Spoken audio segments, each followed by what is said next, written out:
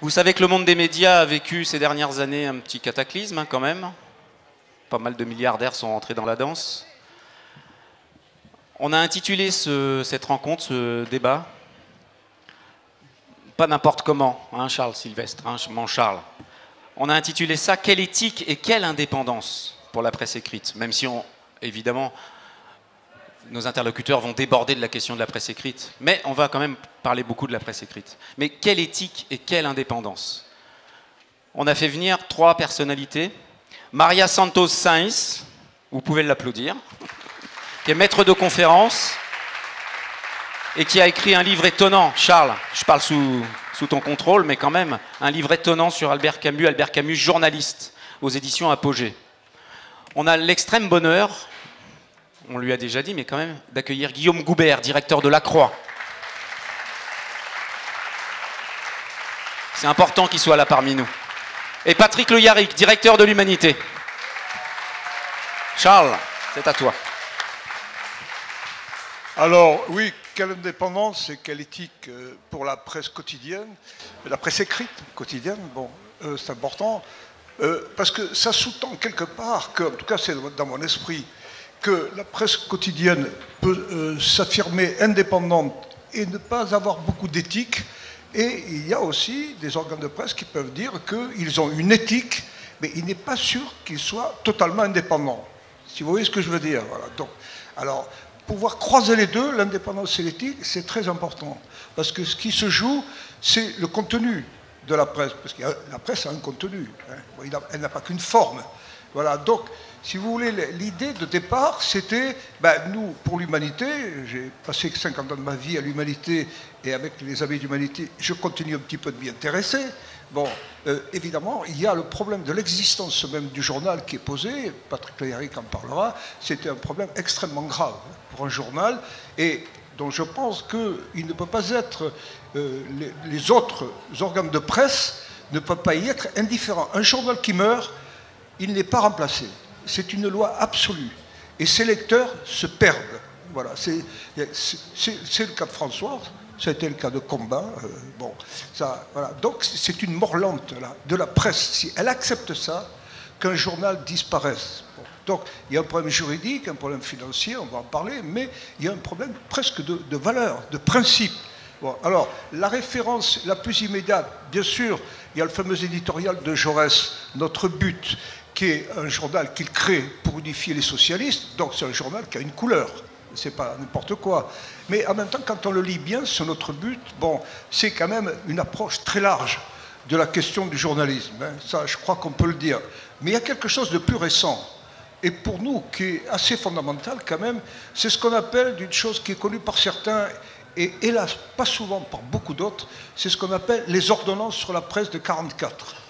C'est-à-dire qu'au sortir de la guerre, en pleine libération de Paris, d'ailleurs il y a des choses étonnantes, il y a une ordonnance prise par le gouvernement sur la presse le 25 août 1944. Le 25 août 1944, le général von Choltitz se rend au général de Clercq et à Roltanguy, le chef des FFI d'Île-de-France. Voilà. Donc vous vous rendez compte que la presse moderne est née au moment où les Allemands se rendaient, quitter le territoire et la France se libérait avec le général de Gaulle, avec les FTP, etc. Je passe. Dans ces ordonnances sur la presse, si vous avez une curiosité, si vous avez Internet, vous regardez, hein, ordonnance sur la presse 44, vous allez voir, c'est quelque chose. Hein. Par exemple, il y a une chose, je crois, qui est du 31 août, qui est la presse doit être, quelque chose, je résume, hein, un sanctuaire vis-à-vis des puissances d'argent et des gouvernants politiques. Bon, ensuite, il y a d'autres choses et tout. Ils ont créé une fédération nationale de la presse et il y a à un moment donné, cette fédération donne à la presse pour mission, redonne, n'oblige pas, mais donne pour mission de respecter l'exactitude des faits et la cause du progrès humain. Bon, vous voyez bien que l'exactitude des faits et la cause du progrès humain, il y a beaucoup à faire aujourd'hui dans le monde des journaux. Alors, je m'arrête là, mais je me tourne vers Maria Santos Sainz, parce que ce qui est étonnant, c'est que j'ai quand même un peu lu son livre, c'est la moindre des choses. Et donc, ces fameux éditoriaux d'Albert Camus, ils sont aussi certains de août 1944, Bon, ce qui est très impressionnant, c'est comment se croise la pensée d'un journaliste, et pas n'importe quel. Il n'est pas encore prix Nobel, en 1944, hein, d'accord. Bon, et donc, qu'est-ce qui s'est passé pour Albert Camus en août 1944? Est-ce qu'il était pris dans l'élan de la libération, ou est-ce que c'était de sa part une pensée déjà bien acquise, bien convaincue? Maria Santos Sens. Merci, merci. Je suis ravi vraiment d'être ici à la Fête de l'Humanité avec vous tous en train de parler d'un aspect très, très important pour l'avenir de la démocratie. C'est vraiment une presse libre, indépendante et incarnée. C'est vrai qu'Albert Camus, il a démarré très jeune en journalisme quand il avait juste 25 ans en Algérie, mais tout de suite après, pendant la guerre, il a continué à exercer ces métiers qu'il aimait autant, parce qu'il était un passionné du journalisme. Il aimait, même s'il était très critique de la profession, il aimait le journalisme. Et tout de suite, il est entré dans ce journal qui est devenu par la suite un journal mythique, Combat. Et ses débuts, c'est dans un combat clandestin. Donc c'est vrai que c'est pendant la résistance. Dans ce sens-là, Camus, toute sa réflexion, ses critiques de la presse, mais également sa réflexion éthique, ils sont issus, il répond un peu à cette idée aussi de renouveler la presse qui est née à partir de la résistance. Et les ordonnances que vous avez, Charles, évoquées tout à l'heure, des 44, 4 ordonnances, c'est juste une reprise partielle, hélas, du programme du Conseil national de la résistance. C'est-à-dire, c'était un programme un peu plus ambitieux, en quelque part plus large. Et les ordonnances, ils ont repris, au moins, ils ont senti assis les bases, ils ont repris les bases du pluralisme et l'indépendance de la presse. C'est vrai qu'en quelque part, à la fin, hélas, malheureusement, cet bon esprit, on peut dire qu'aujourd'hui, il y a cette image un peu mythique des ordonnances. Les ordonnances, ils ont échoué. Il faut le dire aussi qu'après, quelques années plus tard, ils ont été abrogés. Et c'est vrai que quelques années plus tard, si on pense dans les années 80, l'esprit il a été trahi, dans le sens que dans les années 80, on y trouve un Robert Hersant qui détient quand même 40% des titres de la presse quotidienne nationale. Donc, ce risque toujours de concentration des médias, il n'a pas été respecté, de cet esprit, de cette volonté de créer, de doter à la France d'une nouvelle presse et d'une presse indépendante et éthique. Et c'est vrai que, bon, on a cet héritage encore aujourd'hui. C'est vrai que quand on voit l'entrée des nouveaux actionnaires aussi, on voit qu'est-ce qui s'est passé il y a quelques années au sein d'un titre comme Libé, qui a failli devenir une cafétéria quelque part. On voit aussi comment ils réclament les mondes cette vote d'agrément, afin de pouvoir, la rédaction, donner leur avis de l'entrée d'un nouveau actionnaire. On est au cœur d'un débat qui vient de l'époque de la résistance, mais qui n'a pas été, hélas, résolu. Il y a eu après d'autres initiatives, et avec ça, je donne la parole pour continuer ces débats. Il y a eu aussi une volonté de créer un projet de loi en 1966, de la main de Beuve-Méry, afin de pouvoir créer des sociétés de presse à but non lucratif.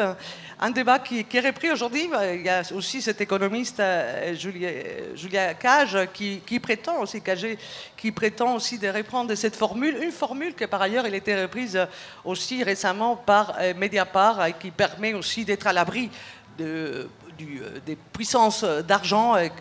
Une idée, il y a un combat qui a porté très fort à Albert Camus, évidemment, et notamment avec ce journal mythique qui reste l'unique journal, pas seulement en France, c'est une référence européenne aussi au monde, les journaux vraiment les plus libres, les plus indépendants et les plus incarnés. Et un modèle de référence aujourd'hui encore d'une grande actualité.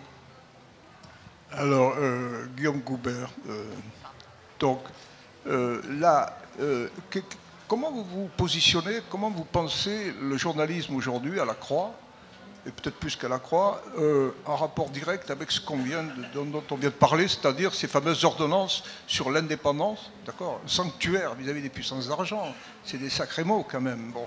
Et ce que dit l'ordonnance, il y a une ordonnance qui dit la presse n'est pas un objet commercial, elle est un objet de culture. Alors, C'est vrai que la Croix a plusieurs privilèges. L'un d'entre eux est d'avoir le même actionnaire depuis le début, et un actionnaire un petit peu particulier, puisqu'il s'agit d'une congrégation religieuse qui s'appelle les Assomptionnistes. Et c'est un actionnaire qui a décidé d'être payé en lecteur et non pas en dividende. C'est-à-dire que notre actionnaire ne touche aucun dividende sur l'activité du groupe Bayard, puisque la Croix est un élément, mais n'est qu'un élément du groupe Bayard. Et donc nous avons cette possibilité de réinvestir entièrement les bénéfices de l'entreprise dans son développement. Cela dit, une entreprise à but non lucratif, je dirais, nous sommes un peu dans la situation d'une entreprise à but non lucratif. Mais il faut savoir que ça demande une discipline énorme pour une entreprise qui n'est pas sous la pression de ses actionnaires, d'avoir la discipline interne nécessaire pour que l'entreprise soit suffisamment bien gérée pour qu'elle soit capable de poursuivre son activité et qu'elle soit capable d'investir. Je dirais que la question de l'indépendance, pour moi, un peu par provocation, je pense que nous avons une très très grande dépendance, qui est une dépendance vis-à-vis des lecteurs. Pour nous, le lecteur est notre maître. C'est à lui que nous nous adressons, c'est lui dont nous devons conquérir la confiance. Ça ne veut pas forcément lui dire ce qu'il a envie d'entendre, loin de là, je peux développer sur ce point, mais c'est être en permanence soucieux du lecteur et d'un échange avec lui. Je pense qu'une des forces du journal, c'est d'avoir des lecteurs extrêmement motivés, des lecteurs qui nous écrivent beaucoup. Nous publions tous les jours du courrier des lecteurs, ce qui fait que sur l'année, on publie quand même des milliers de lettres. Et c'est pour nous en même temps un indicateur extraordinaire, si vous me passez l'expression, un palpeur très très fort, pour comprendre quelles sont les attentes de lecteurs, comment nous devons leur parler du monde, de quelle manière, sur quel registre. Et nous vivons, je pense qu'une des très très grandes forces de la Croix, c'est précisément la fidélité des lecteurs. Et ça se traduit dans nos recettes, puisque 80% de nos recettes viennent des lecteurs, un petit peu moins de 10% de la publicité et à peu près autant des aides de l'État. Donc nous sommes avant tout, j'allais dire, nos actionnaires d'une certaine façon, ce sont nos lecteurs.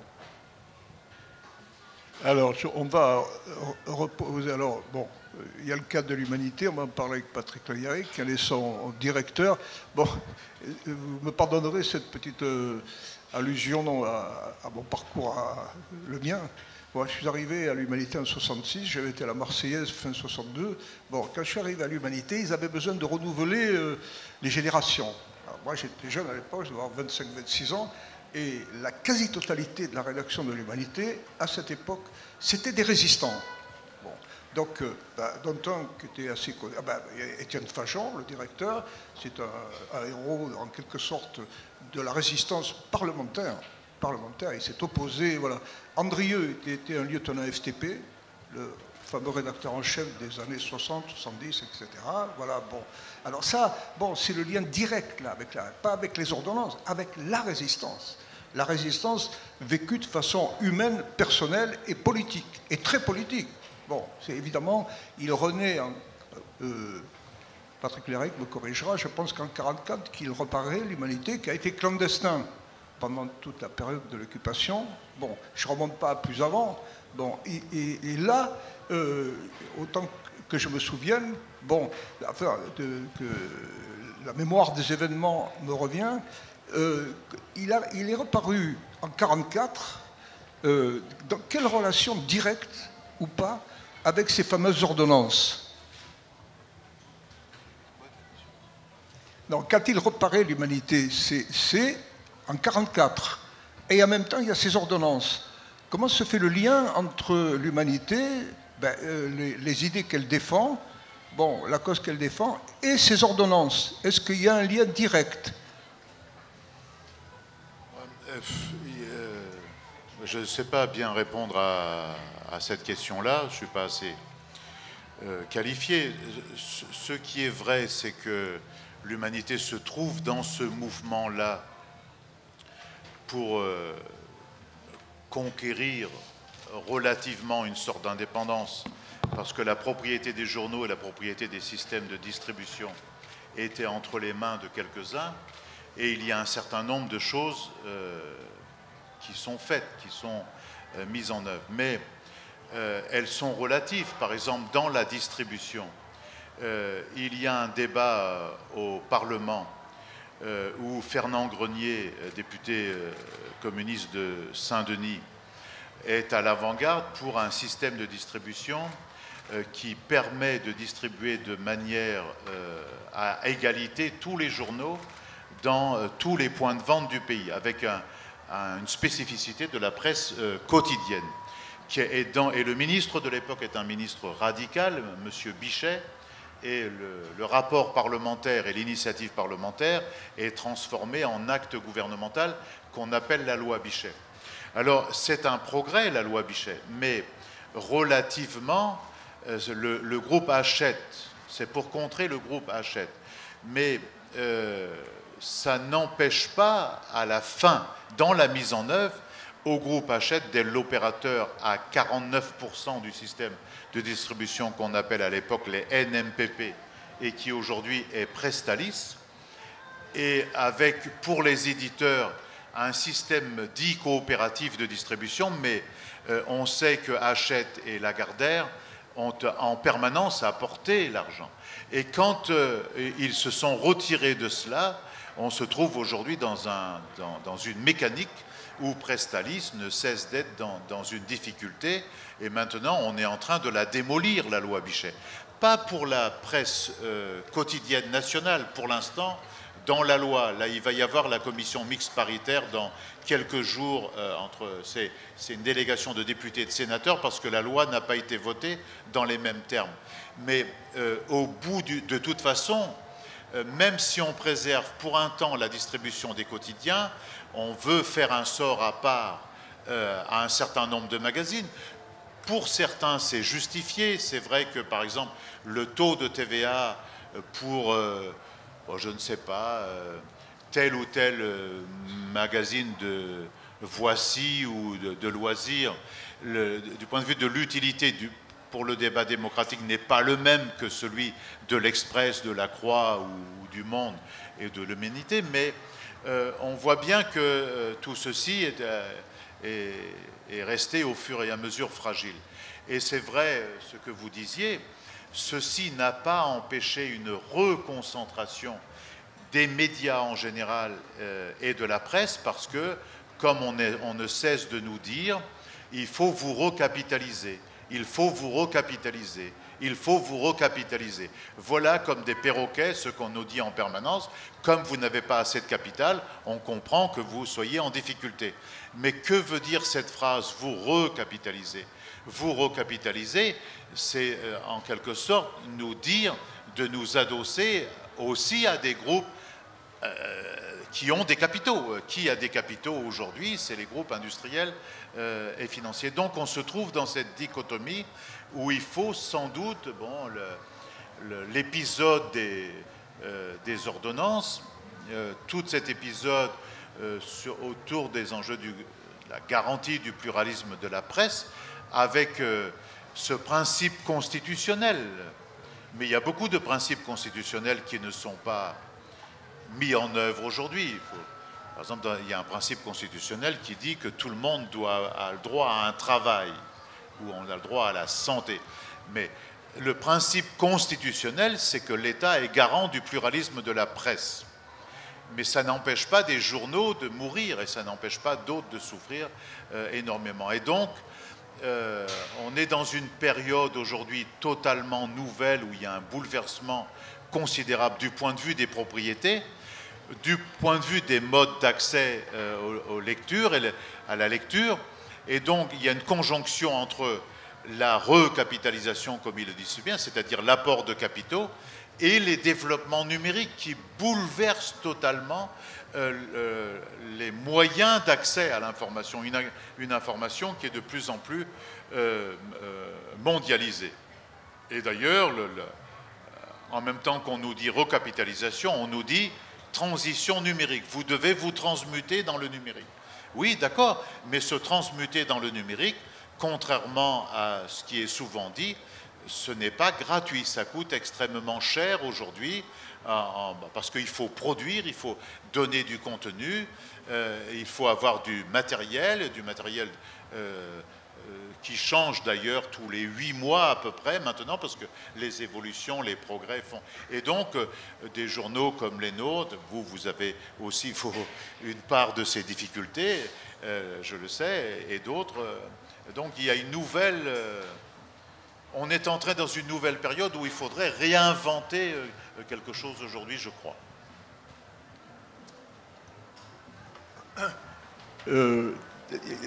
Il y a une citation de Camus, je crois, qui dit, c'est dans un éditorial, vous nous le direz, Maria, il faut libérer les journaux de l'argent et il faut les mettre, les journaux, à la hauteur de ce qu'il y a de meilleur dans le public. Bon, à la hauteur d'ailleurs, dit-il, de la vérité et de ce qu'il y a de meilleur dans le public. Bon, alors, moi, automatiquement, je pense qu'il y a une phrase de Villard, parce qu'on n'est pas loin, là, hein, Camus, Jean de Villard, c'est la même période, qui dit, nous devons, pour le théâtre, hein, nous devons présenter au public ce qu'il ne sait pas qu'il désire.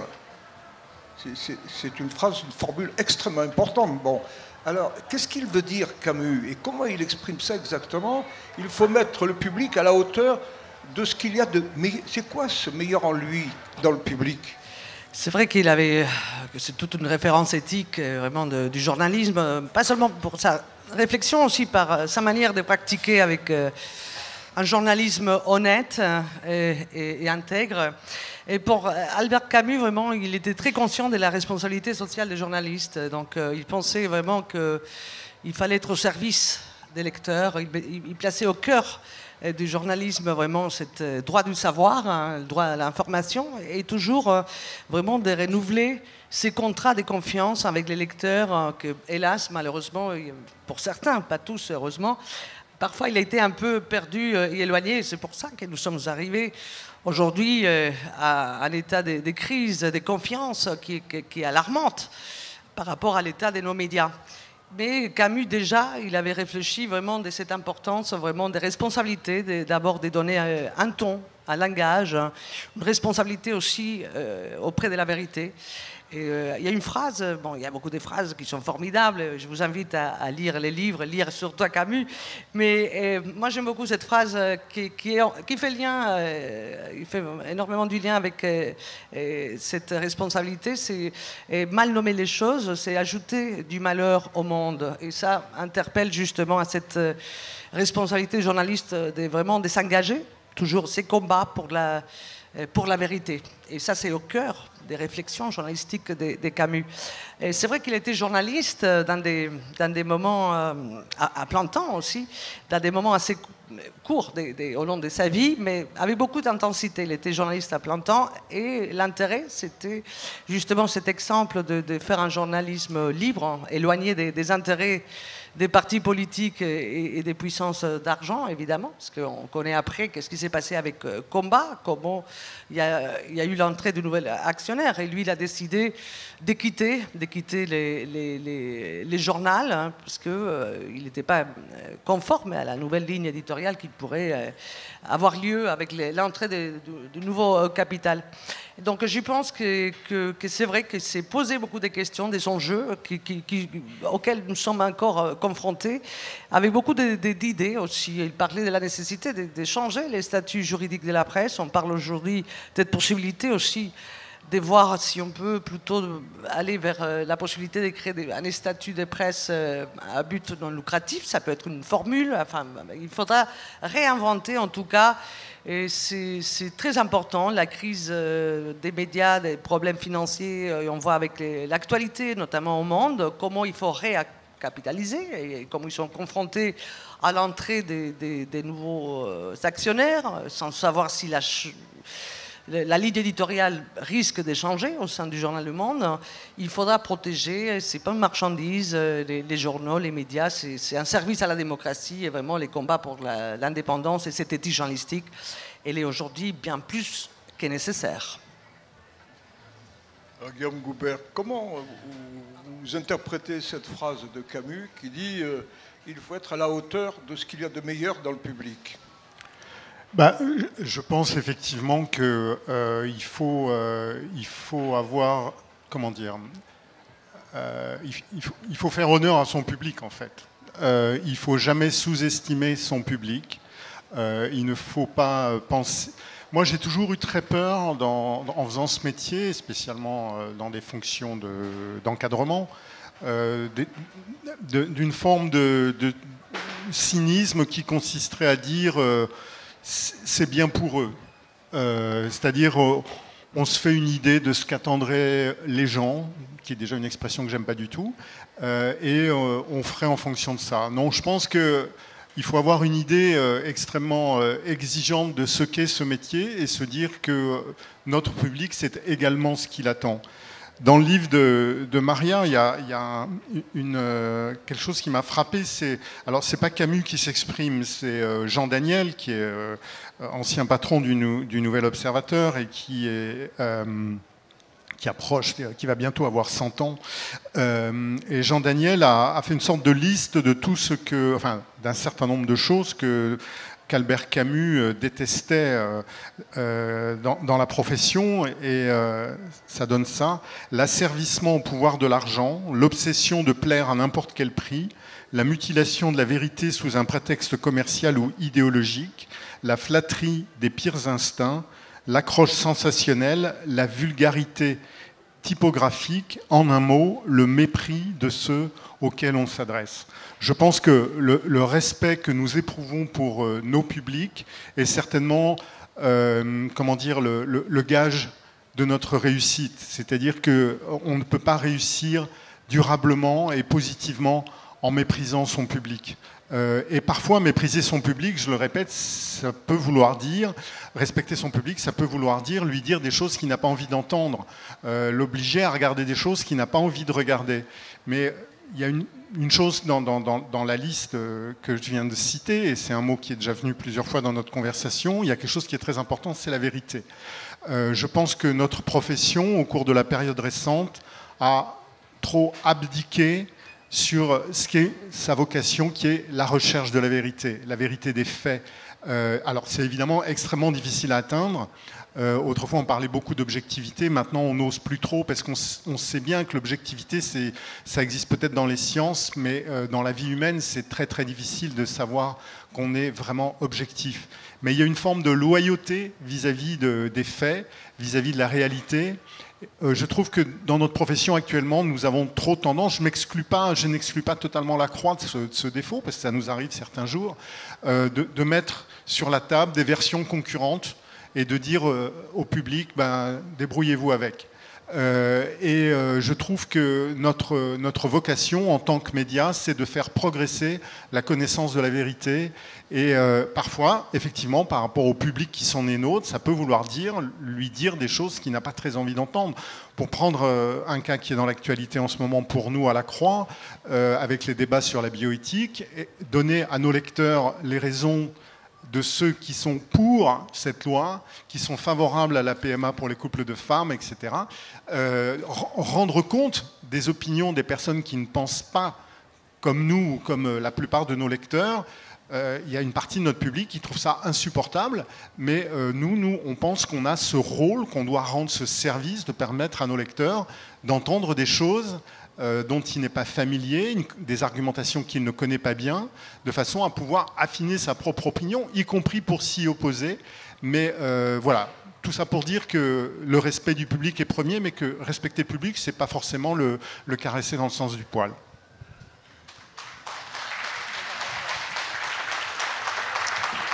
Oui, oui, allez-y. Non, je voulais vraiment, c'est très important, à tel point Camus, il était scrupuleux. Une fois, il s'était trompé au moment où il a mené cette enquête en Kabylie, ministère de la Kabylie, qui a permis justement de faire une radiographie de cette région où vraiment il y avait énormément d'émissaires, une situation vraiment effroyable. Et à un moment donné, ce respect, ses contrats avec les lecteurs, il s'est trompé quand il a donné quelques chiffres, quelques médecins, quelques écoles, et tout de suite il a rectifié aussi, et cet amour et cette passion pour la vérité, c'était vraiment très, très important, une obsession vraiment, et notamment la qualité de l'écriture, parce qu'on y trouve aussi cette exigence par rapport au langage, et journalistique, et surtout jamais mépriser les lecteurs. Et là, on a beaucoup de choses à apprendre, et c'est vrai que c'est le cœur aussi du journalisme. Et aujourd'hui, c'est les défis, non, de renouveler vraiment cette confiance après autant de critiques bien méritées, parce que c'est un métier dans lequel il faut aussi avoir un esprit d'autocritique assez important. C'est vrai que vous publiez à la Croix chaque année cette baromètre qui permet aussi de mesurer la température un peu des rapports et des confiances entre les médias et les lecteurs. Hélas, cette année, vraiment, c'est très inquiétant à quel point la chute... Donc, bon, il va falloir voilà, commencer. Bon, certains titres, ils le font déjà, bien sûr, mais d'autres, éviter voilà, des dérapages, du sensationnalisme, enfin des critiques qu'on peut lire aussi dans les éditos à combat des Camus déjà, et qui sont d'une actualité importante. Déjà, ils critiquent aussi toutes les fausses informations. Aujourd'hui, on les appelle fake news, hein, dans cette manière d'employer des anglicismes, mais c'est vrai que déjà, il avait critiqué des dérapages de ces cultures de l'audimat, vraiment du sensationnalisme. Il était vraiment très sévère avec tous ses confrères et toutes ces presses qu'il appelait presse des midinettes. Oui, alors, Patrick Le Yarrick, il y a, bon, je crois que c'est toujours utile de la rappeler, ça devient un tube. C'est la fameuse formule de Jaurès. Hein, le courage, c'est de chercher la vérité et de la dire. De la chercher, d'abord, bon, et de la dire. Ce qui est peut-être plus compliqué qu'il n'y paraît, même pour Jaurès, dans l'époque où il vit. Parce que ça succède, ce qu'il dit là, ça succède à la grande grève ouvrière de Carmaux et à l'affaire Dreyfus. Parce que lui, au début, il est contre Dreyfus, Jaurès. Hein, donc c'est pas un saint, Jaurès. Bon, il se trompe au départ. Et puis il rectifie et il fait cette série d'articles qui ont donné un document formidable qui s'appelle l'épreuve. Bon. Et qu'est-ce qu'il fait? Il a effectivement cherché, il a creusé, il a cherché où était la vérité dans cette histoire. Et au fur et à mesure, ça a pris du temps, hein, franchement. Il l'a trouvé. Alors on parle de Zola avec son J'accuse, d'accord, très bien. Mais Jaurès, il fait un travail de longue haleine. Et à l'arrivée, je ne vais pas m'étendre là-dessus, mais enfin, c'est quand même lui qui, à la Chambre des députés, en 1902, je crois, fait une intervention formidable qui innocente Dreyfus, et pratiquement mot à mot, la Cour de cassation dit exactement la chose dans son arrêt qui innocente Dreyfus. Bon. Donc on peut dire qu'en matière de chercher la vérité et de la dire, Jaurès, il a beaucoup travaillé. Bon, alors, on va me dire, bien sûr, il y a plus d'un siècle, l'humanité d'aujourd'hui, Patrick Le Yarrick, c'est pas exactement Jaurès. Ça le laisse à demi souriant. Voilà, non. Et non, en revanche, le problème que vient de poser donc Maria, c'est le scepticisme général qu'il y a en France sur la presse.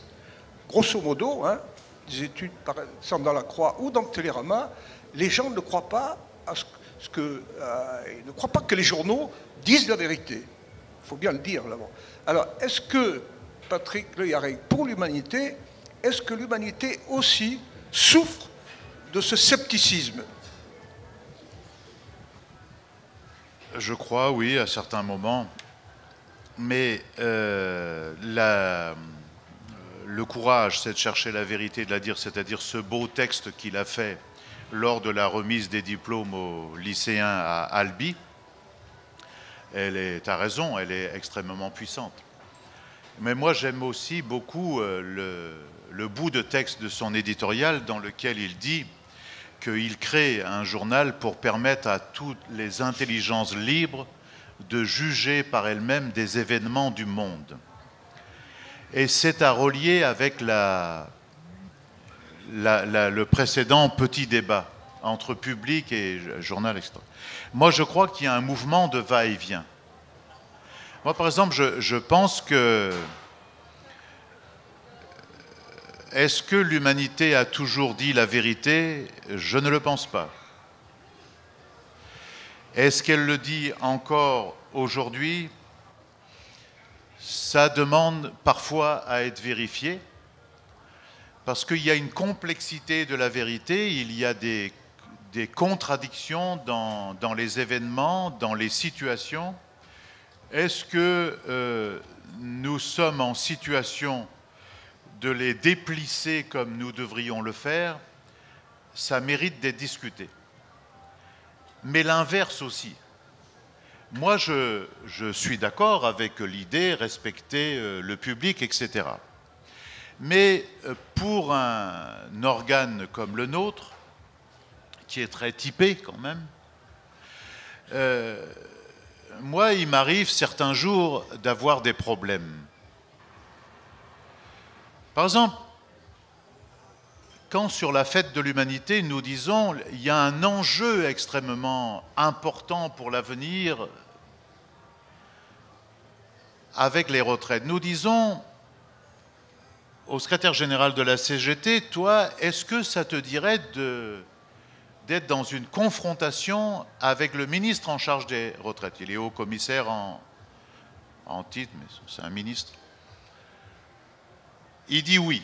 Nous allons voir le ministre en question, nous lui disons, mais vous avez votre réforme de retraite, vous savez, l'humanité va la combattre et la CGT va la combattre, mais est-ce que quand même vous seriez d'accord, puisqu'il n'y a plus de débat télévisé, de venir devant un public qui ne sera pas chaleureux vis-à-vis de vous, mais il peut vous respecter, pour venir exposer vos arguments et accepter de les confronter avec celles du secrétaire général de la CGT?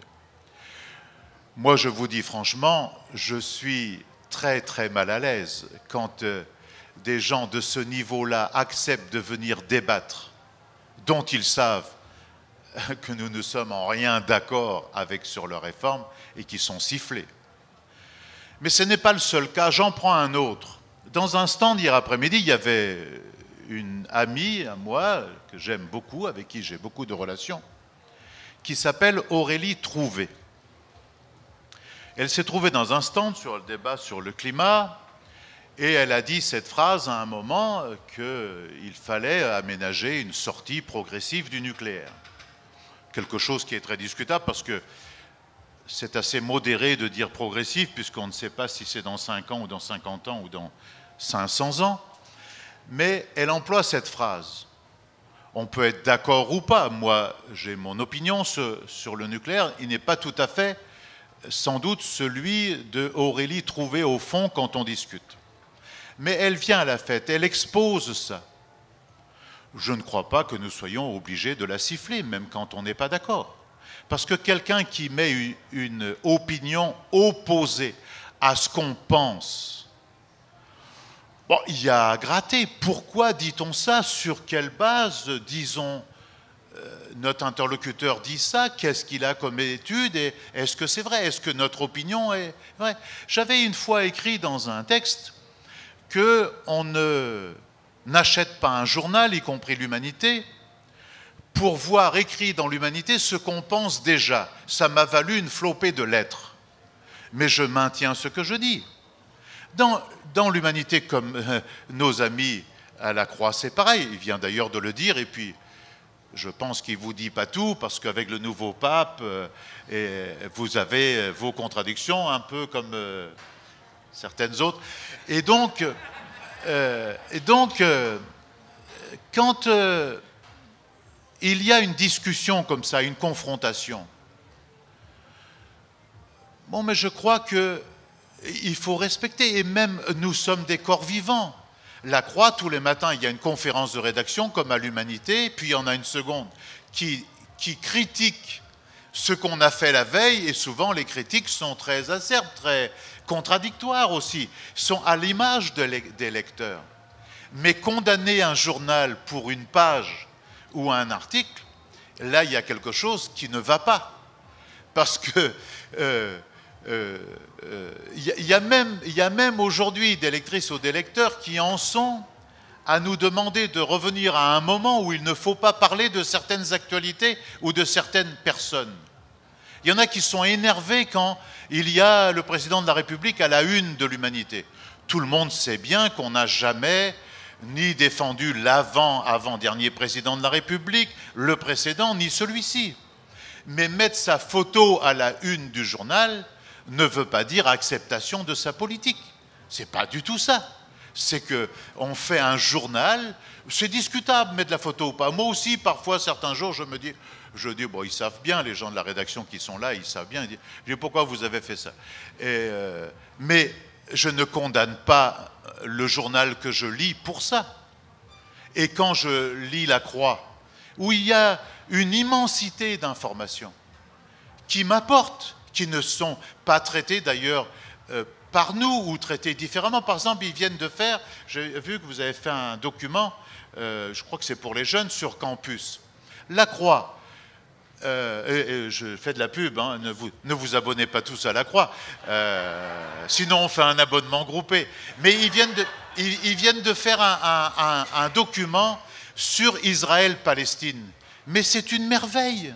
Je conseille de lire ça parce que c'est très pédagogique, ça nous permet de rentrer depuis leur point de vue à eux, qui n'est pas tout à fait le nôtre, et pourtant il y a beaucoup de choses qui se rejoignent parce qu'on est des partisans, la Croix comme l'humanité, du droit international, de la paix, on a à peu près la même conception du statut de Jérusalem, etc.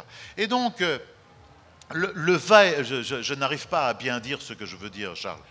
Le va-et-vient qu'il y a entre le public et la rédaction du journal, qui elle-même est à la fois le constructeur, le producteur, le créateur, mais aussi le lecteur a posteriori, parce que quand un journaliste écrit un article, bon, j'imagine que le rédacteur en chef de service, il lit, il corrige, il dit, bon, ben là, tu vas trop loin, là, bon, n'allons pas jusque-là aujourd'hui, on le fera demain. Mais les autres rédacteurs n'ont pas lu cet article. Et donc, c'est un corps vivant à partir d'une orientation éditoriale générale que nous avons, mais qui produit, même en notre propre sein, des couacs.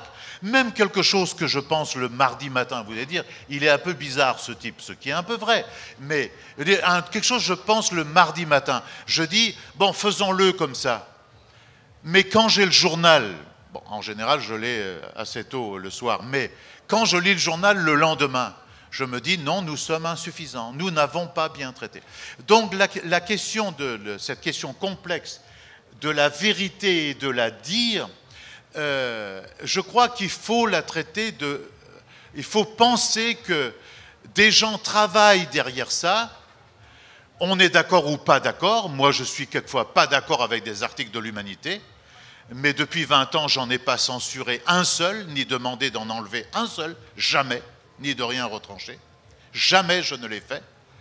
Mais on peut ne pas être d'accord. Même moi-même, je peux ne pas être d'accord. Même parfois, je ne suis pas d'accord avec le titre, avec l'ouverture. Si tout le monde contre moi, je me tais. C'est la loi de la majorité. Mais il faut bien comprendre que c'est un corps de créateurs, une équipe de journalistes, la conférence de rédaction. Elle se fait qu'après des réunions de service, où il y a dans ces réunions de la tension sur les choix, sur les priorités. Puis, dans la conférence de rédaction, il y a à nouveau de la tension, des confrontations, des tensions. Et à la fin, il y a la création d'une œuvre journalistique qu'on appelle aujourd'hui journal, dans un contexte très complexe, parce que moi, je trouve de plus en plus que les événements, l'actualité, les questions à traiter sont très complexifiées. Et ça ne peut pas être le oui ou le non. Moi, quelqu'un avec qui je ne suis pas d'accord, avant une discussion, j'ai plaisir à discuter avec lui parce que toujours il m'apporte quelque chose. Soit qu'il me convainc d'un élément de ce qu'il me dit, soit qu'il me conforte parce que je vois que son argument ne tient enfin, de notre point de vue, de mon point de vue, ne tiendra pas la route. Mais c'est très intéressant, cette confrontation. Alors, je suis un peu long et brouillon, mais ce dont nous parlons là, ce sont des choses extrêmement lourdes et extrêmement complexes. Et celui qui est écrivain, même celui qui fait un roman, il a la même problématique dans le cheminement de son roman. Celui qui met 2 ans, 3 ans à faire un roman, et il fait des va-et-vient avec lui-même. Nous-mêmes, nous faisons des va-et-vient avec nous-mêmes au cours même de la journée. On dit, mais on ne traite pas bien cet événement, on est insuffisant, ou est-ce qu'on dit la totalité? Non. La relation, il faut tendre vers la vérité, donner aussi au lecteur des éléments de décryptage, d'analyse, et au fond, il faut qu'il puisse se faire son opinion par lui-même. Parce qu'il faut penser que de toute façon, le lecteur, il est intelligent. Il a entendu France Info, il a lu, il a regardé une chaîne d'information en continu. Mais justement, dans les enquêtes qui sont très bonnes, que fait l'enquête annuelle de la Croix, ce qui est intéressant et préoccupant en même temps du point de vue de la pas déconsidération, mais du fait que on n'est pas comme les responsables politiques, comme certaines institutions. On est de plus en plus descendu du piédestal. Bien souvent, c'est lié au système d'information en continu. Parce que dans le système d'information en continu, on n'aura que la surface des choses, on n'aura que des babouillages sur des choses qui sont au fond secondaires. Par contre, dans le journal, on trouve l'essentiel. Dans tous les journaux, quels qu'ils soient, ce n'est pas seulement nous, d'autres journaux apportent d'autres éléments intéressants. Et d'ailleurs, on se confronte les uns les autres, en silence peut-être, mais on se confronte, on se complète parfois, on se contredit aussi bien souvent. Bon, enfin, c'est compliqué, Charles, tout ça. Oui, je voulais rajouter justement que c'était très intéressant. Justement, je voulais rajouter que c'est vrai que dans les éditos des Camus, et cette obsession des recherches de la vérité, il disait que la recherche de la vérité, parfois, il n'empêche pas la prise de parti. Et c'est vrai que parfois, même un journal ou un journaliste ne peut pas se cacher derrière cette supposée neutralité, objectivité, parce que parfois, c'est égal, ça se traduit pour une espèce d'indifférence. Il y a des fois, face à des inégalités sociales, des injustices, il faut aussi prendre parti, avoir un angle et savoir d'où on vient. Et moi, je crois que ça, c'est très important. Et c'est une réflexion qui était menée aussi par Albert Camus, qui a pratiqué par ailleurs un journalisme que j'appelle d'intentionnalité, un journalisme afin de changer les choses. Et moi, j'y pense que c'est important aussi, dans ces services à la démocratie, de faire bouger, d'échanger, de dénoncer, vraiment un journalisme gardien de la démocratie.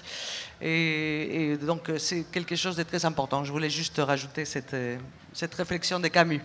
Alors, je voulais vous poser une question à tous les trois. C'est que dans l'histoire de la presse, il y a un truc qui est très impressionnant quand même.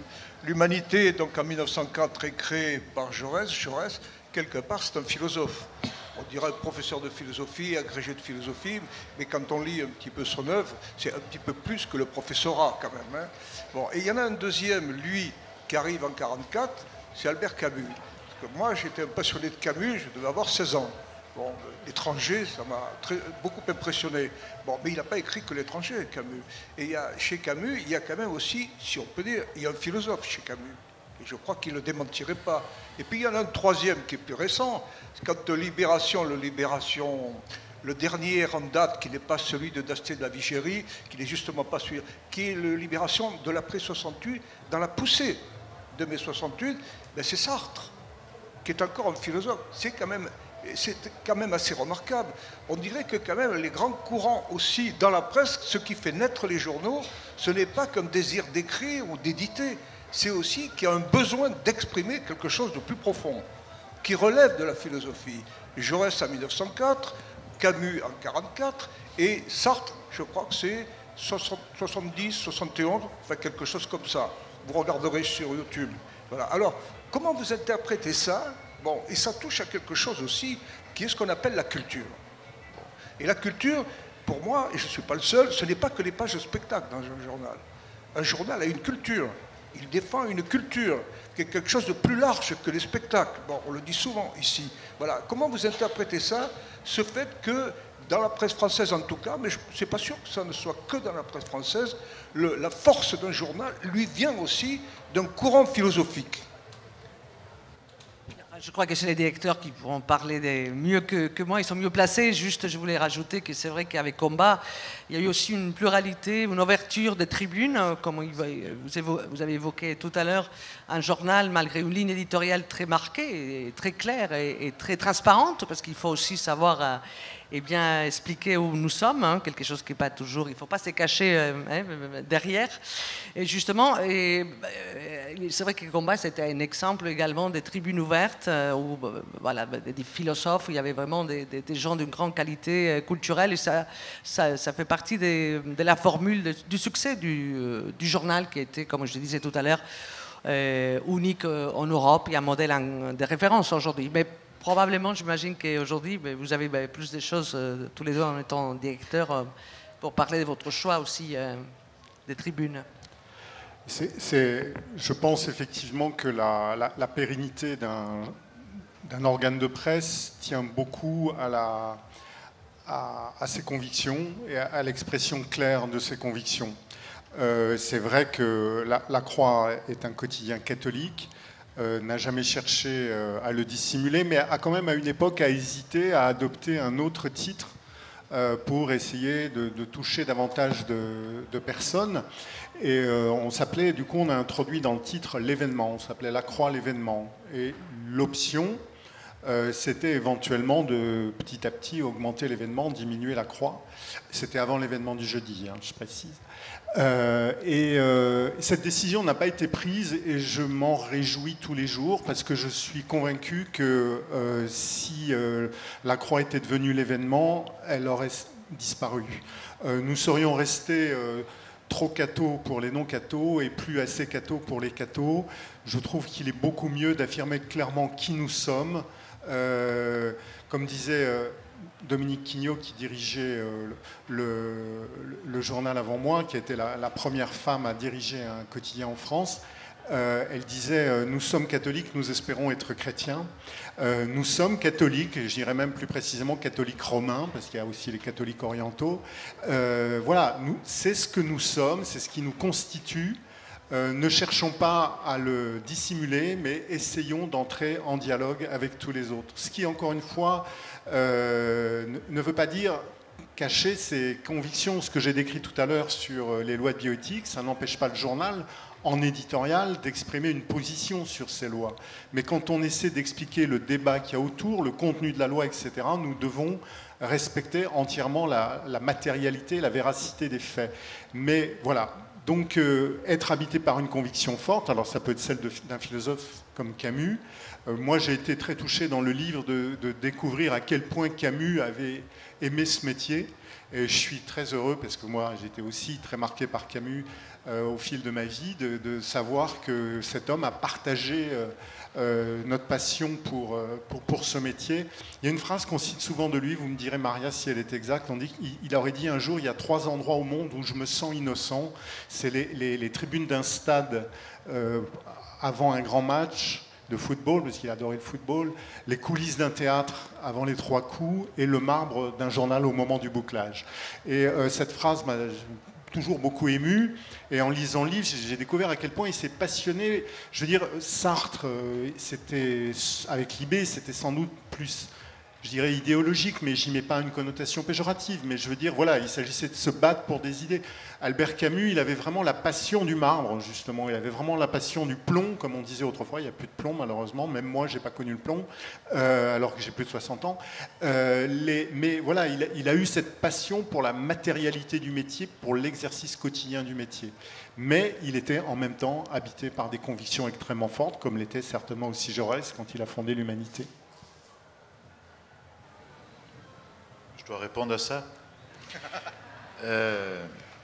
Non, parce que dans la question de Charles, je ne sais pas si vous avez tout bien écouté, ce qu'il a dit, tout bien entendu.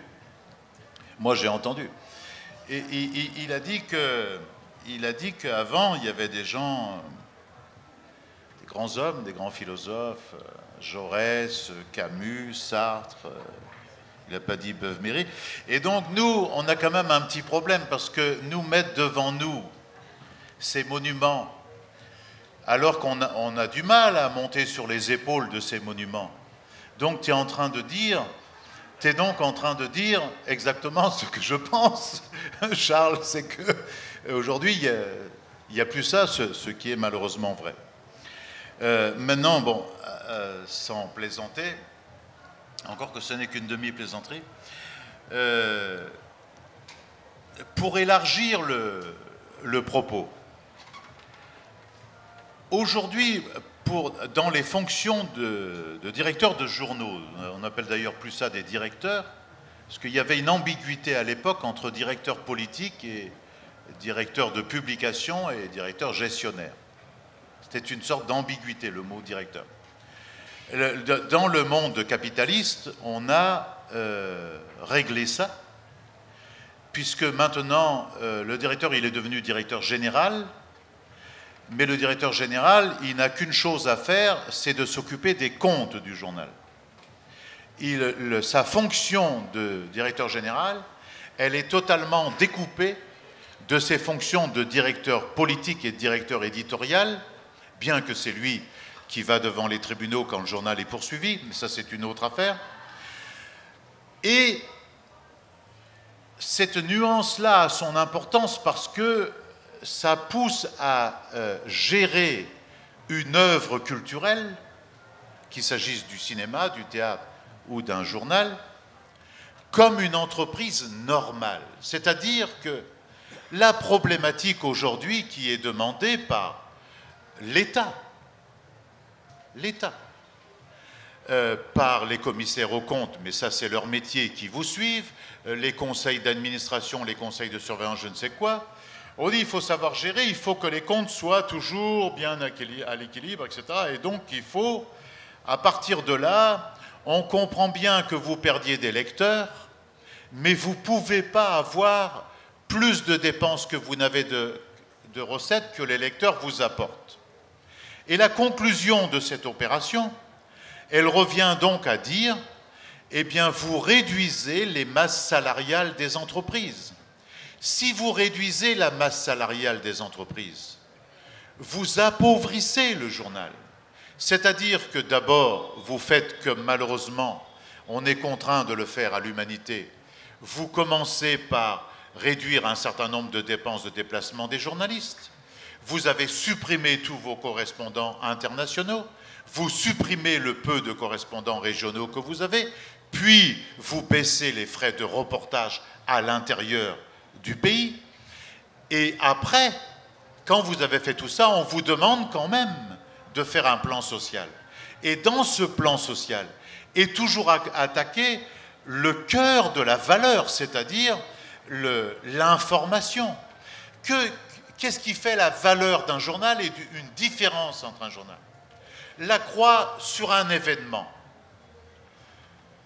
La Croix va déplacer 2 journalistes. Ils vont décider de rester 15 jours parce que il faut faire une enquête, il faut le décrypter. Le Monde va prendre à peu près la même décision, plus, moins, et décider d'un angle de traitement qui ne sera pas le même que la Croix. Parce que ce sera un angle de traitement à partir de leur orientation éditoriale et d'un événement à côté qu'ils voudront, eux, valoriser. Ils resteront dans la vérité, mais c'est l'angle de traitement qui est différent.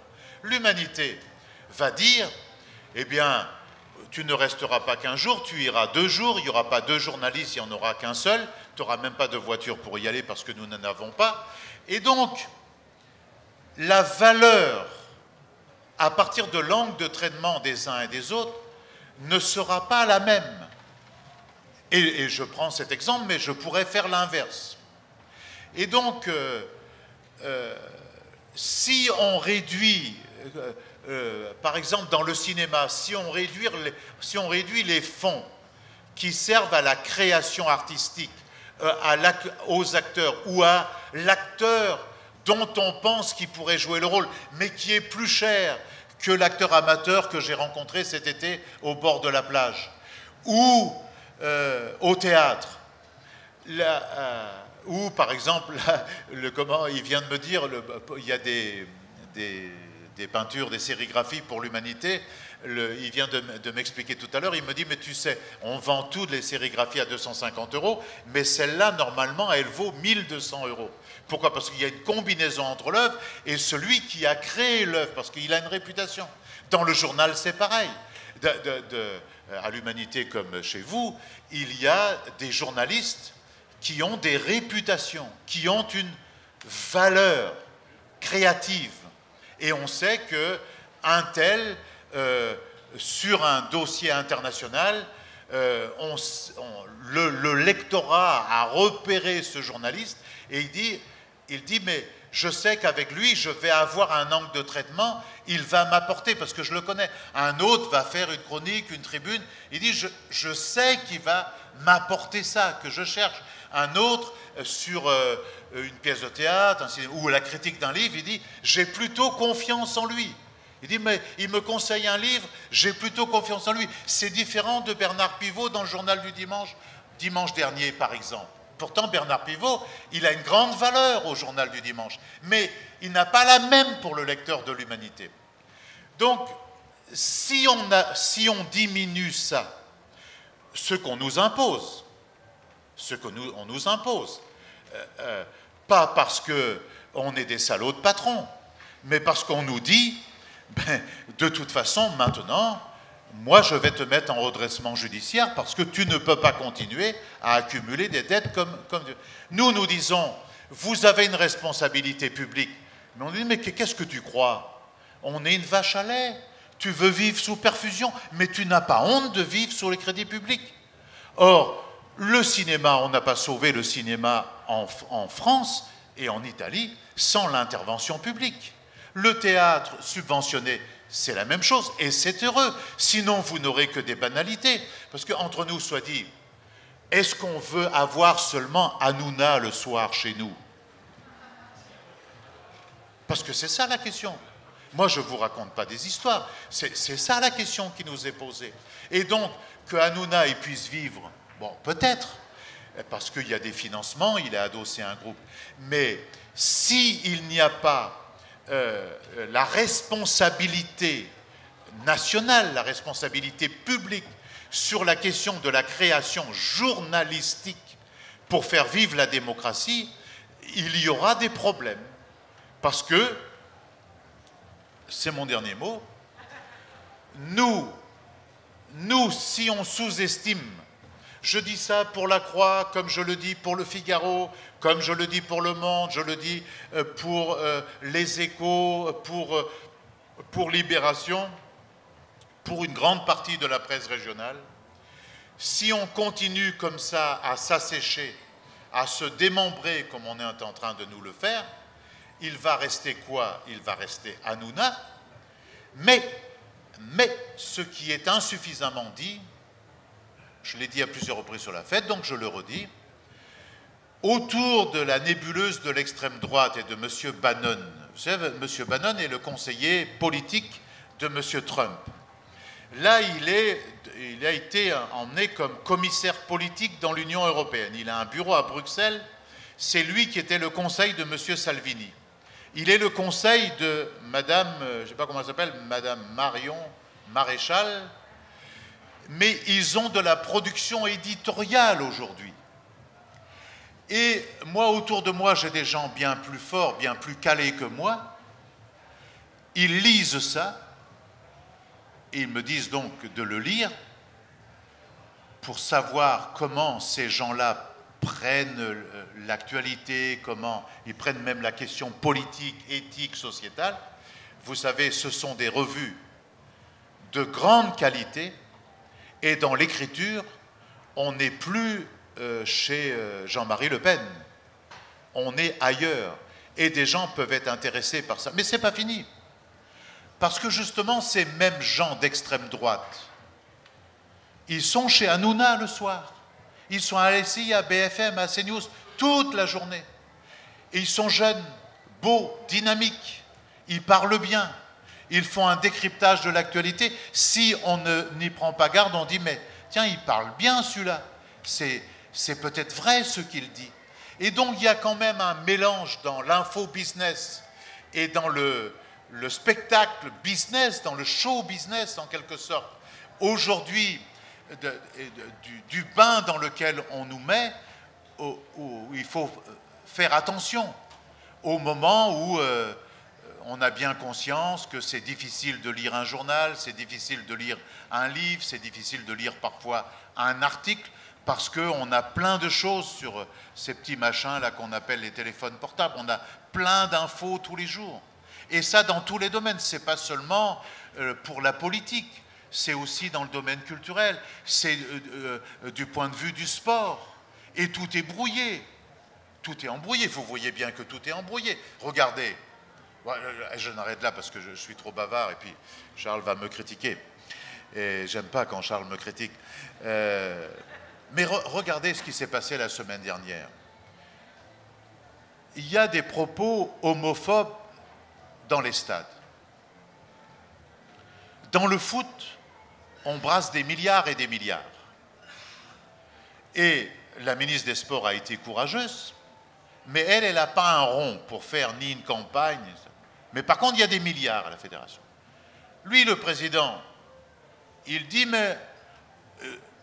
il dit, c'est pas seulement qu'il dit on va pas arrêter le match, il dit, mais de toute façon, il a même été loin, il a dit, oh bon, vous savez, c'est ces gens des classes populaires qui disent ça, il faut bien l'accepter. Bon, il y a plusieurs problèmes dans ce qu'il dit. Mais que le président de la République, qui est interrogé dans la même journée, il ne soutient pas nettement sa ministre, et il dit, oh, mais vous savez, moi aussi, hein, quand je vais dans un stade, et si je vois que mon équipe est perd, eh ben moi aussi, je sais quoi faire. Mais enfin, où est-on? Où est-on arrivé? Je prends un autre exemple. Il y a quelques jours, on a un rédacteur en chef de l'Humanité Dimanche, c'est le seul qui a fait un éditorial sur ce sujet. On a retourné par une magie incroyable les propos de Lilian Thuram en le traitant de raciste anti-blanc, alors qu'il posait la question de savoir si enfin on allait s'attaquer à ça, parce que je n'ai pas vu qu'on faisait de cris de quoi que ce soit quand un joueur blanc, il marquait un but, même contre soi. Et donc, excuse-moi, j'ai pas vu, vous n'avez pas fait l'édito là-dessus, mais j'ai pas vu comment bien vous avez traité, parce que j'ai été perturbé par l'organisation de ce petit événement. Et seul Jean-Emmanuel Ducoing a fait, et d'ailleurs, j'en veux à certains amis, parce qu'ils n'ont pas, ce matin, alors que c'était un événement de revue de presse, on ne l'a pas cité ce matin, même des gens qui se disent un peu... amis. Donc vous voyez bien que le brouillage là qui a lieu, il nécessite qu'on défende la presse engagée d'opinion, la presse de parti pris, comme on dirait pour être modeste. Et tout le monde est de parti pris. Et c'est heureux, c'est ça qui peut permettre de former la pensée, l'esprit critique et aider au débat démocratique. Donc, la responsabilité des pouvoirs publics, de l'État comme État, je ne parle pas du gouvernement, de l'État, sur cette question du pluralisme de la presse, pour revenir au début, tel qu'il a été énoncé dans les ordonnances et surtout dans le texte qu'a rédigé Charles Tillon du Conseil national de la résistance, cette question, elle doit être revigorée, mais dans un contexte nouveau et assez difficile quand même. Alors, pour pas conclure, mais quand même faire un dernier petit tour de table rapide, parce que bravo, Patrick, bon, évidemment, il s'accorde un petit peu plus de temps. Bon, on le comprendra, pas seulement parce que dites il est bavard, c'est aussi quand même parce que la situation de l'humanité, c'est quand même un peu spécial, hein, franchement. Hein. Donc, non, dernier petit tour de table, c'est est-ce que avec tout ce que vous venez de dire, bon, et en dépit des cas particuliers, et la Croix est un cas particulier, si on peut dire, mais quand même, c'est pas étranger au reste de la presse, l'humanité non plus, le travail de Camus aussi. Bon, est-ce qu'on peut encore, là, il y a ce scepticisme terrible sur la crédibilité de la presse, hein, quand même. Il est annuel, il se répète, il s'ancre, il se durcit. Bon, est-ce que, à votre avis, on peut croire encore à la crédibilité de la presse et qu'est-ce qu'il faut faire pour ça? Emmanuel Gaubert. Guillaume, pardon. Guillaume, mes excuses. Moi, je pense qu'il faut juste faire notre métier, en fait. Il faut faire notre métier comme on vient les uns et les autres de le décrire. Je pense qu'un des enjeux qu'on a découvert cette année à l'occasion de la crise des Gilets jaunes, c'est que nous avons tendance à considérer que nos techniques de travail sont très connues des lecteurs, des auditeurs, des téléspectateurs, etc. Et que ça ne demande pas d'explications. Or, si ça demande des explications, moi j'ai longtemps été très réticent à ces papiers qu'on voyait chez certains confrères décrivant les coulisses de notre travail. On appelait ça making of, c'est un peu chic, genre cinéma. Je trouvais que c'était très narcissique. En fait, maintenant, je pense que c'est nécessaire dans une certaine mesure, il y a une façon de le faire, mais pour que nos lecteurs comprennent comment on travaille, quelles sont les techniques que nous utilisons, comment nous sélectionnons les citations que nous mettons dans les articles par rapport à celles que nous ne retenons pas. Il faut qu'on soit capable de répondre de la façon dont nous travaillons. Et je pense que accepter que le public porte un regard là-dessus peut contribuer à rétablir un lien de confiance, parce que ce qui manque terriblement, c'est globalement dans la société, mais spécialement vis-à-vis de notre métier, c'est de rétablir une forme de confiance. Et je pense que le dialogue entre les journalistes et leur public est quelque chose d'extrêmement important de ce point de vue-là. Très bien, je voulais justement, je suis professeur dans une école de journalisme à Bordeaux et donc j'y pense aux futurs journalistes aussi, comment il faut apprendre le métier afin de renouveler cette confiance et récupérer cette perte de crédibilité. Et donc moi j'évoque évidemment, j'ai travaillé sur Camus, ses écrits journalistiques, son exemple d'honnêteté, d'intégrité, et moi j'y pense, je dis mais écoutez, lire à Camus et mieux connaître Camus aussi, ça s'inspire à faire un journalisme plus sur le terrain. Je dis vraiment, c'est un retour aux sources. Il faudra vraiment aller chercher les vrais gens comme lui il a fait. Quand il est parti en Kabylie, au fond de la Kabylie, personne ne l'attendait là-bas. C'est vrai, l'actualité, l'agenda politique, il était ailleurs, notamment dans cette Deuxième Guerre mondiale qui était en train de se préparer. Et lui, non, il est parti sur le terrain à dénoncer et montrer cette réalité effroyable, cette misère, cette famine des gens qui habitaient, cette population, notamment des ouvriers agricoles arabes qui habitaient sur place. Donc ça, c'est le journalisme, c'est pouvoir s'investir dans des lieux, dans des zones désertées des médias, justement, où personne ne vous attend. Et c'est ça les bons journalismes, afin de gagner cette crédibilité. Donc c'est des exemples que j'essaye toujours d'évoquer, d'inspirer à nos étudiants, d'aller voir d'autres réalités, de parler avec les vrais gens, s'éloigner parfois, surtout, de l'agenda institutionnel, vraiment. Et après, il y a 4 commandements que je reprends d'un article d'Albert Camus qui avait été censuré à l'époque, que c'était les manifestes pour un journaliste libre et que je voudrais vous citer parce qu'il me semble très important pour un journaliste d'aujourd'hui qui souhaite récupérer cette perte de crédibilité. Donc, les 4 commandements du journaliste libre qui conseillait Camus, c'est d'abord la lucidité, être un journaliste lucide. Après, pratiquer un certain refus du pouvoir, de cette influence, des intérêts économiques, autres, politiques. Aussi, pratiquer l'ironie. Le 3e, c'était l'ironie. Lui, il avait aussi donné des bons exemples, notamment au moment de la censure en Algérie républicain, quand il était en Algérie. Et le 4e commandement d'Albert Camus, qui me semble aujourd'hui actuel, qu'il va falloir vraiment récupérer, c'est l'obstination, vraiment, malgré les difficultés, d'aller jusqu'au bout, de dévoiler, même si personne ne vous attend, de faire des enquêtes à long cours, de rien lâcher, d'être persévérant. L'obstination, enfin, c'est les 4 commandements que je voulais... voilà, je pense que c'est nécessaire aujourd'hui de récupérer. Alors on va, si vous le permettez, s'arrêter. Juste une observation directement derrière ce que vient de dire Maria Santos, c'est que moi je vous recommande le livre, hein. Bon, c'est qu'il y a un truc quand même incroyable, c'est que Camus, il commence par être journaliste d'investigation, comme on dit aujourd'hui. C'est-à-dire, c'est la fameuse grande série de 39, hein, c'est ça, qui s'appelle Misère de la Kabylie.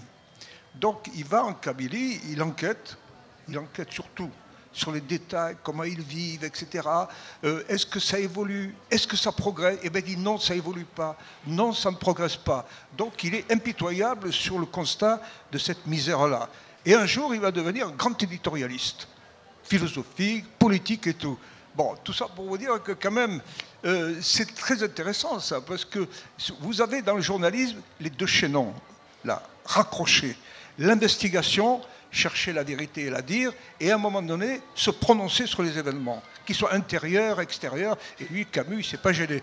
Franchement, il y a un éditorial sur le bombardement d'Hiroshima sublime, absolument sublime. Bon, Camus a tout dit sur Hiroshima. Et quand on le lit avec le recul, et qu'on entendait hier Jean-Pierre Bibring, l'astrophysicien, parler de ce désastre, parce qu'il disait, excusez-moi, il nous disait un truc incroyable, il nous disait, vous savez, aujourd'hui, à propos de la question climatique, on critique beaucoup le nucléaire. Et il dit, curieusement, on critique surtout le nucléaire civil.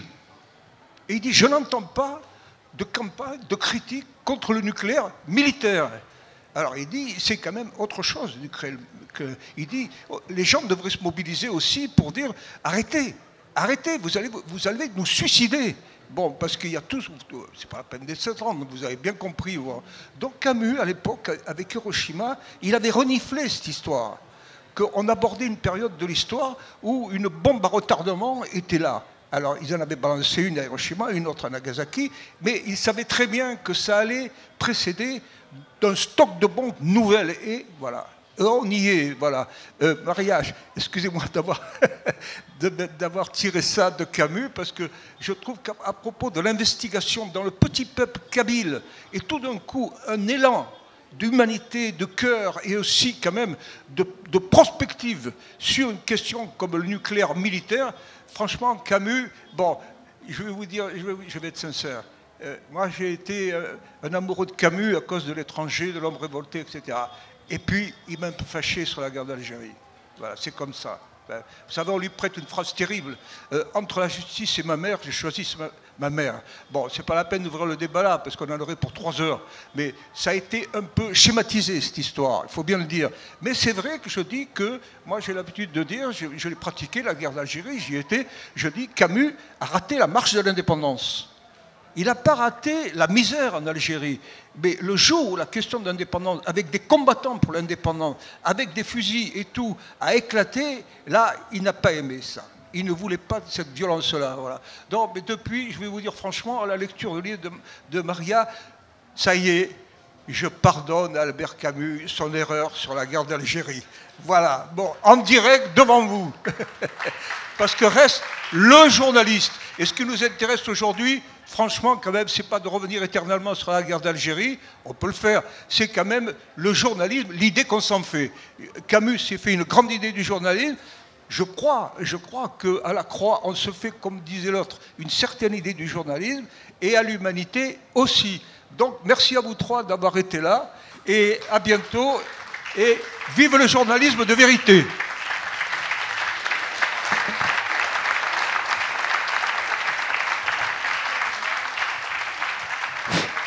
Un grand merci à Maria Santos Sainz, un grand merci à Guillaume Goubert. On était très honorés, j'espère qu'on vous reverra, vous aussi. Merci Patrick.